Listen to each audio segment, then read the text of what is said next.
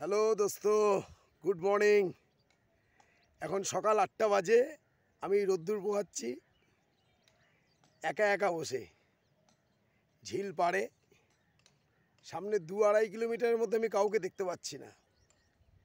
দেখো আমি কোথায় রোদ পোহাচ্ছি। আমি বসে আছি, চতুর্দিক ফাঁকা।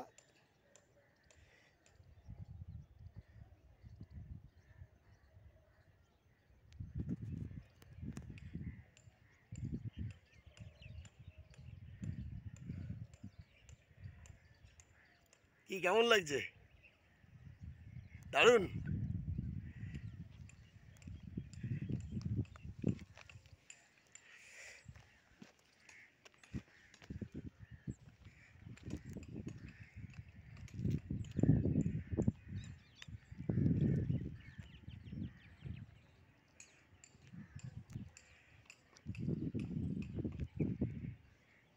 এবার আমি একটু ওয়াক করব, তারপর বাড়ি যাবো। আবার কালকে দেখা হবে।